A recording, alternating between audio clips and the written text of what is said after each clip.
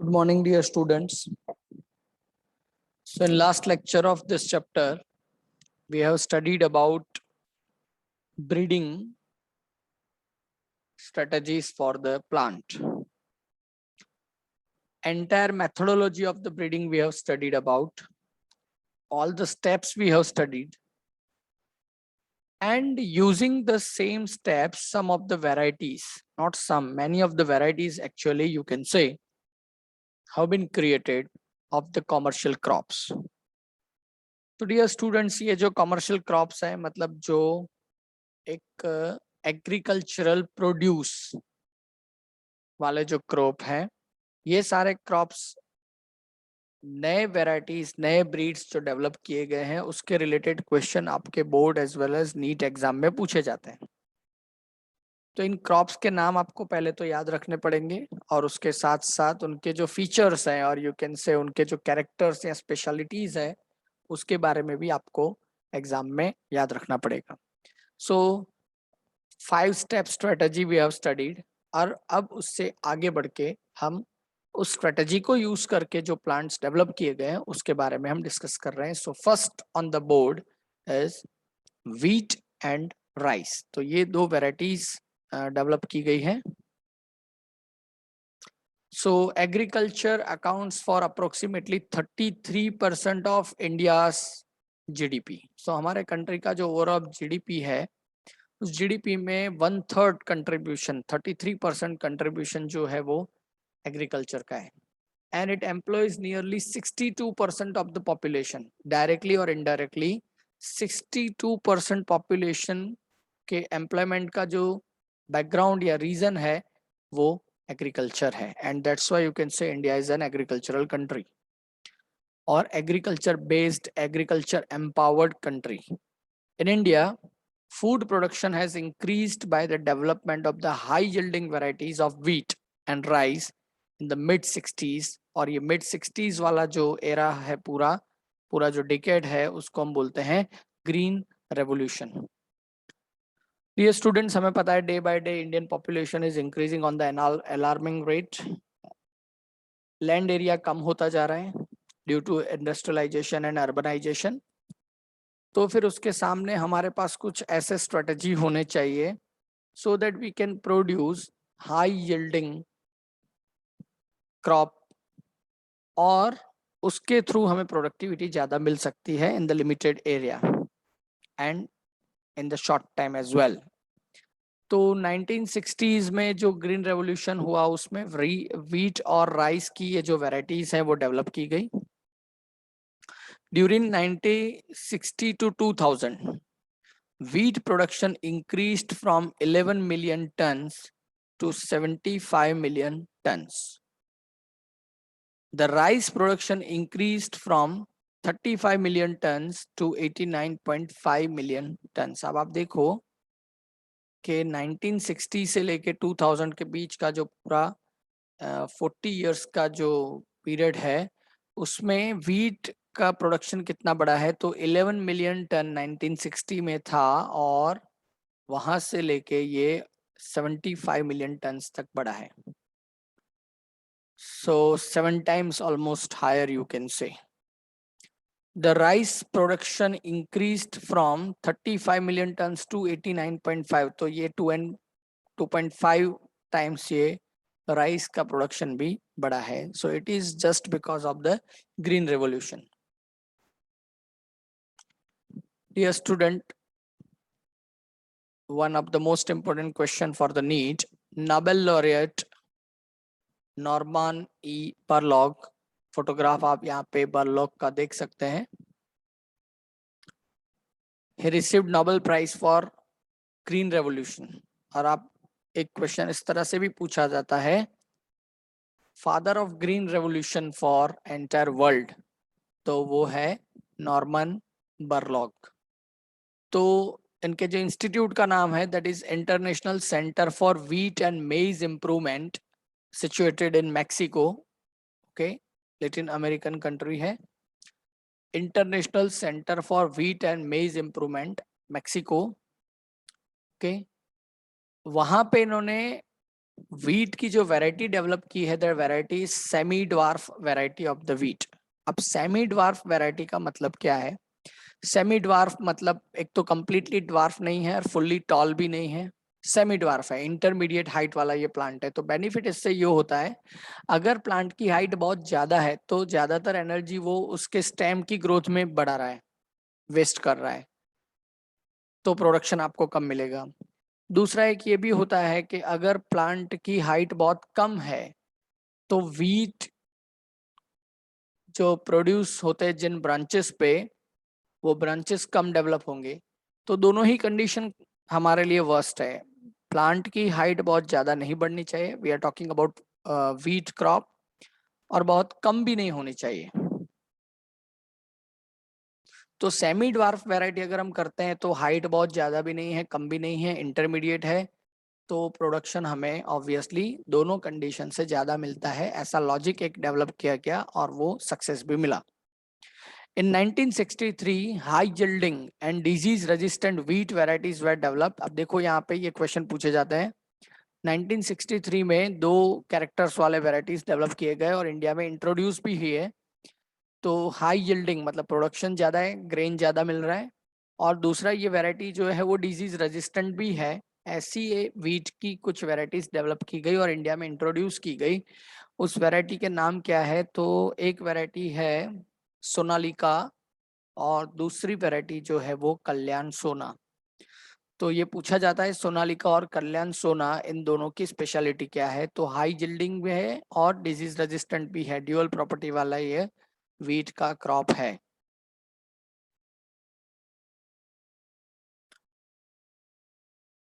जैसे international level पे green revolution के फादर का नाम नॉर्मन बरलॉग है, उसी तरह से इंडियन ग्रीन रेवोल्यूशन के फादर का नाम है MS स्वामीनाथन।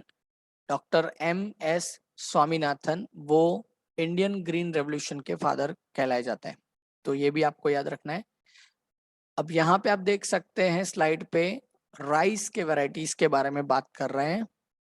तो semi dwarf varieties of rice were derived from IR8 which is developed at International Rice Research Center in Philippines, IRRI, ये उसका एब्रीवेटेड नाम है। इंस्टीट्यूट के फुल नेम पूछे जाते हैं डियर स्टूडेंट्स, तो आपको याद रखना है, और कहाँ पे सिचुएटेड है ये इंस्टीट्यूट्स उसके नाम भी पूछे जाते हैं।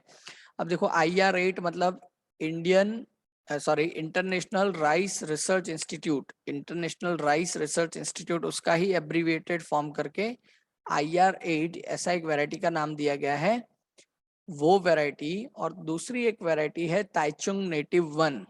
ताइचुंग नेटिव 1 वो ताइवान की वैरायटी है। अब आप देखो ताइवान का ताइचुंग नेटिव 1 और IR8 इन दोनों के बीच में हाइब्रिडाइजेशन करवा के semi dwarf rice variety develop की गई। ये IR8 का फोटोग्राफ है और ये IR8 का ग्रेन है। ओके, राइस ग्रेन आपको दिख रहा है।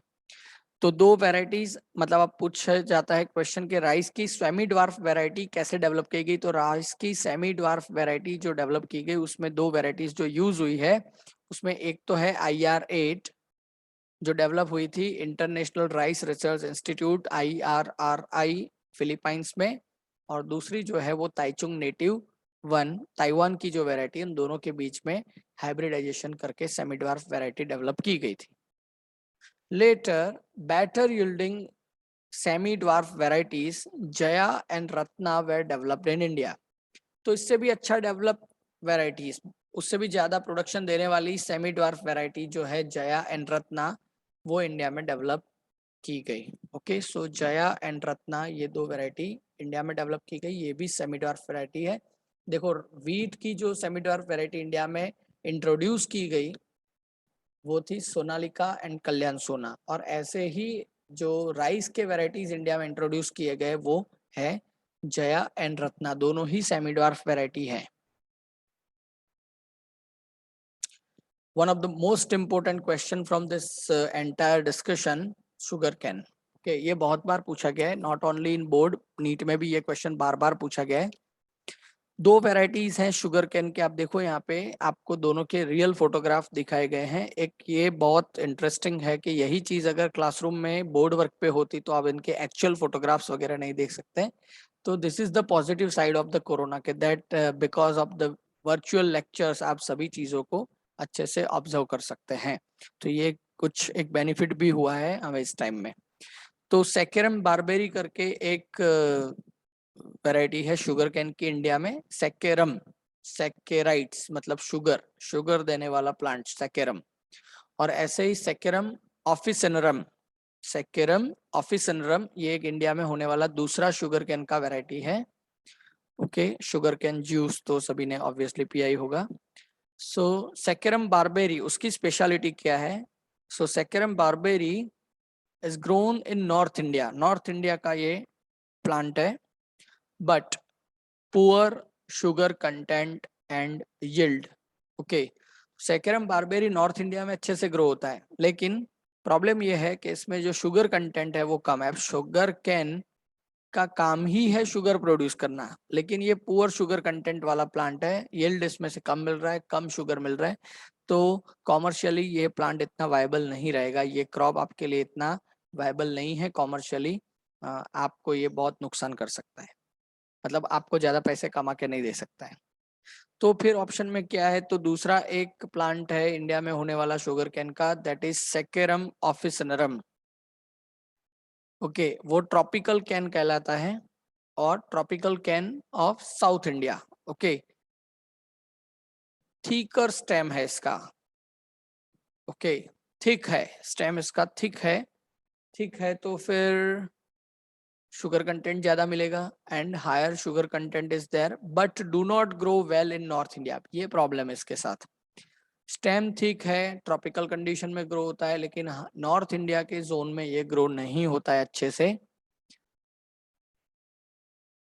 बारबेरी नॉर्थ इंडिया में ग्रो हो रहा है, लेकिन शुगर कंटेंट कम है। तो ऐसा नहीं हो सकता क्या कि आप सेकेरम बारबेरी और सेकेरम ऑफिसनरम के बीच में हाइब्रिडाइजेशन करवाइए और एक नया प्लांट डेवलप करिए, और वो प्लांट ऐसा हो कि जो नॉर्थ इंडिया में भी ग्रो हो, जिसका स्टेम थिक हो और वो शुगर कंटेंट भी हाई प्रोड्यूस करे।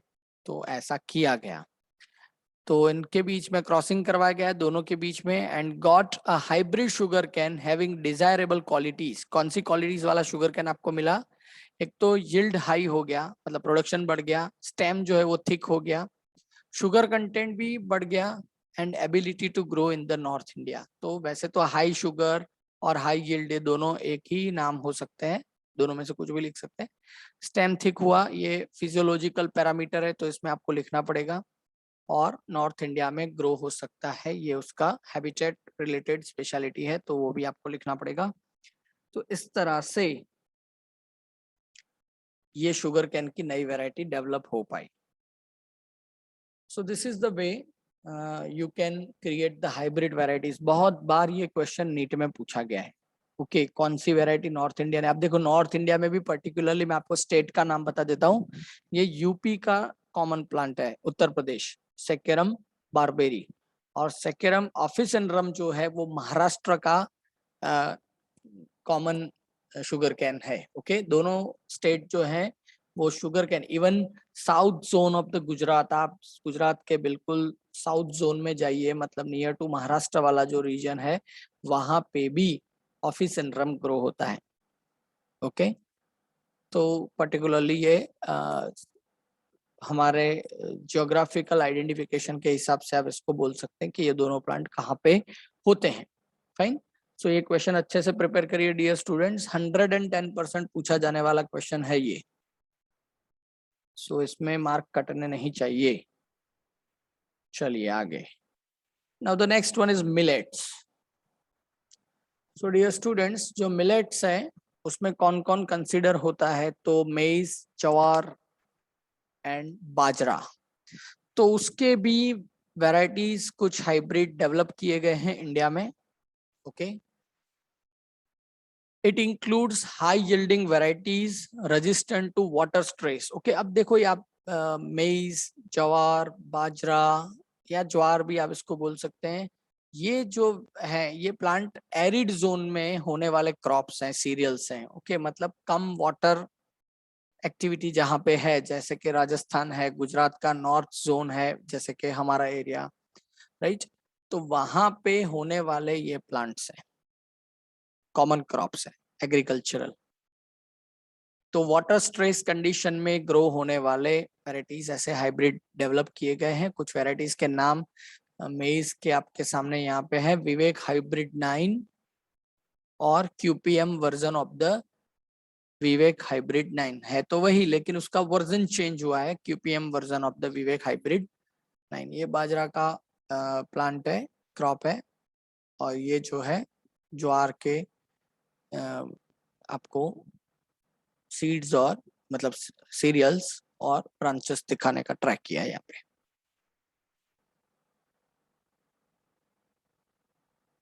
सो ये कुछ वैरायटीज ऐसे डेवलप किए गए हैं इंडिया में, dear students.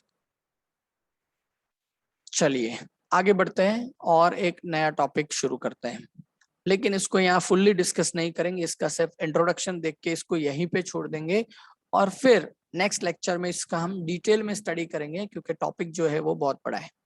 So plant breeding for disease resistant, अभी तक हमने जो बात की है वो डायरेक्ट क्वालिटी और क्वांटिटी एनहांसमेंट की बात की है, लेकिन डिजीज रेजिस्टेंस पावर कैसे एनहांस किया जा सकता है किसी भी प्लांट में।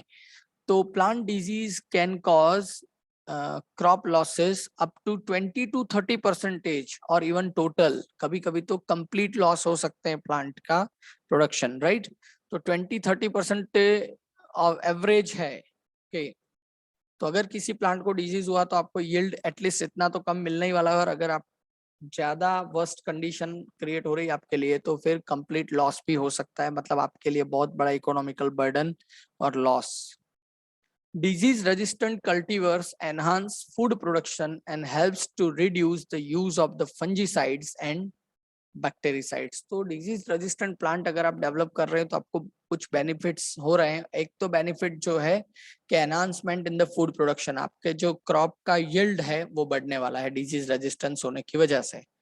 दूसरा बेनिफिट ये होगा कि एग्रीकल्चर में जो हम टॉक्सिक कंपाउंड्स यूज कर रहे हैं with the name of fungicides and herbicides, sorry fungicides and bactericides, right, तो वो आपको यूज नहीं करने पड़ेंगे, क्योंकि आपका प्लांट पहले से डिजीज रेजिस्टेंट पावर डेवलप कर चुका है। तो यहाँ पे दो तरह से आपको बेनिफिट होगा, एक तो फंजीसाइड बैक्टेरिसाइड आपको परचेज नहीं करना है, मतलब इकोनॉमिकल बेनिफिट तो हुआ ही, उसके साथ साथ फंजीसाइड्स और बैक्टेरिसाइड्स कैसे कंपाउंड है तो हमने चैप्टर नंबर 16 में देखा था, डीडीटी का एग्जांपल उसी तरह के ये कंपाउंड है जो डिग्रेड नहीं होते हैं बहुत बार, और एनवायरमेंटल पॉल्यूशन इंक्रीज करते हैं, सॉइल की फर्टिलिटी को लॉस करते हैं। तो अगर आप यूज नहीं करेंगे तो इकोलॉजी और इकोनॉमी दोनों को बेनिफिट होने वाला है, और आपका प्लांट डिजीज रेजिस्टेंट होने वाला है, ये तीसरा बेनिफिट आपको हो रहा है। Resistance of the host plant is the genetic ability to prevent the pathogen from the disease. देखिए सभी प्लांट डिजीज प्रोन नहीं होते हैं, कुछ प्लांट ऐसे भी होते हैं जो डिजीज रेजिस्टेंस भी होते हैं। तो जो डिजीज रेजिस्टेंट वाले जो प्लांट है ना, तो वो उनके पास ऐसी एबिलिटी कहाँ से लाते हैं, तो डिजीज रेजिस्टेंस पावर कहीं और से नहीं आता है, लेकिन उसके जो जीन्स है उस प्लांट के पर्टिकुलरली, उस जीन्स के पास ये इनहेरेंट प्रॉपर्टी रहती है, so that it can prevent the pathogens from causing the disease. मतलब उसको डिजीज नहीं हो सकता है, ऐसे इसके जीन्स हैं। तो नेचुरली कुछ ऐसे प्लांट्स है जिसके पास ऐसी प्रॉपर्टी है, बस नेचर में जो अवेलेबल है उसको आप यूटिलाइज कर सकते हैं। तो नेचर में जो जीन्स अवेलेबल है, use those genes to create your own variety which is disease resistant. तो कुछ ऐसे डिजीज के बारे में देख लेते हैं और फिर यहीं पे इस लेक्चर को स्टॉप करेंगे, और नेक्स्ट लेक्चर में हम स्ट्रेटजी देखेंगे कि डिजीज रेजिस्टेंट प्लांट ब्रीडिंग कैसे किया जाता है। सबसे पहले प्लांट डिजीज कुछ जो है उसके बारे में देखिए। तो प्लांट को बैक्टीरिया, फंगस और वायरस तीनों से डिजीज होता है। आप देखिए सबसे पहले यहाँ पे डिस्कस किया गया है फंगल डिजीज। तो फंगल में रस्ट होते हैं, रस्टिंग हो जाता है। आप देखो यहाँ पे वीट के ऊपर, उसके लीफ के ऊपर रस्ट दिखाया है, रस्टिंग, पूरा इरोजन हो जाता है यहाँ पे लीफ के सरफेस का। For example brown rust of wheat, red rot of sugar cane. आप देखो ये शुगर कैन है, उसके अंदर से आप देखो ऐसा रेड कलर का पूरा एक वेन जैसा स्ट्रक्चर बन रहा है, that is red rot of sugar cane, और शुगर कैन में ये कॉमन है, बहुत बार देखने भी मिला होगा आपको। दूसरा होता है लेट ब्लाइट ऑफ पोटैटो। आप देखो लेट ब्लाइट ऑफ पोटैटो की वजह से पोटैटो की क्या हालत हो रही है, अब ये खाने लायक ही नहीं रहा है बिकॉज फंगस लग गई इसको। तो ये कुछ फंगल डिजीज के एग्जाम्पल है। उसी तरह से बैक्टीरियल डिजीज, तो उसमें black rot of crucifers, okay, cabbage family. आप देखिए तो आप देखो यहाँ पे लीफ की क्या हालत हो गई है, ब्लैक रॉट, रॉटनिंग हो चुका है। आप देखो फंगस और बैक्टीरियल डिजीज में नाम में फर्क है। यहाँ पे देखो रस्टिंग हो रहा है, ड्राई हो जाएगा। फंगस लगती है तब ऑर्गेनिज्म जहाँ पे इसको इन्फेक्शन हुआ है वो एरिया ड्राई हो जाता है, इसीलिए रस्टिंग, इरोजन हो रहा है, ऐसा फील हो रहा है, राइट। बैक्टीरियल इन्फेक्शन जहाँ पे होता है वहां पे ड्राई नहीं होगा, मॉइस्ट हो जाएगा। आप देखो पूरा यहाँ पे, इसीलिए इसको रॉटिंग, रॉटनिंग बोला है, rot, black rot of crucifers. आप देखो यहाँ पे इस क्रूसीफर को, ओके, तो ये ड्राई नहीं है, ओके, ये ड्राई नहीं है ये लीफ, जैसा यहाँ पे ड्राई हो जाता है, राइट। तो इस तरह की कंडीशन है, ये डिफरेंस है। आइडेंटिफाई कर सकते हैं कि ये फंगल है या बैक्टीरियल है, तो उसको इस तरह से भी आइडेंटिफाई कर सकते हैं। थर्ड जो है वो वायरल डिजीज होते हैं प्लांट में, तो उसमें एक है टोबैको मोज़ेक वायरस से होने वाला टोबैको मोज़ेक डिजीज। अब देखो लीफ की क्या हालत करके रखी है इसने, ओके, ट्यूमर्स जैसा पूरा लीफ के ऊपर देखने मिल रहा है। ऐसे ही टर्निप मोज़ेक, अब देखो यहाँ पे, ऐसे ही कॉलीफ्लावर मोज़ेक भी होता है, राइट। तो ये वायरल डिजीज है, और वायरल डिजीज की वजह से भी प्लांट को लॉस होता है, मतलब फंगल, बैक्टीरियल और वायरल, जिससे हमें डिजीज या इन्फेक्शन होते हैं, वही सारे पॉजिटिव एजेंट प्लांट में भी काम कर रहे हैं। हाँ, ऑर्गेनिज्म बदल जाएंगे, क्लास उनके वही रहने वाले, ग्रुप वही रहने वाले हैं, that is fungus, bacteria, virus. तो डियर स्टूडेंट्स, इसके आगे हम जब डिस्कस करेंगे, that will be about plant breeding for disease resistant, उसकी मेथडोलॉजी पूरी हम डिस्कस करने वाले हैं। सिर्फ यहाँ पे मैं आपको मेथड के नाम बता के छोड़ देता हूँ, methods of breeding for disease resistant. तो एक है कन्वेंशनल ब्रीडिंग टेक्निक्स जो सालों से चली आ रही है, और दूसरा जो है वो म्यूटेशनल ब्रीडिंग टेक्निक, ओके। तो ये दो टेक्निक जो है वो यूज होते हैं plant breeding program for disease resistance.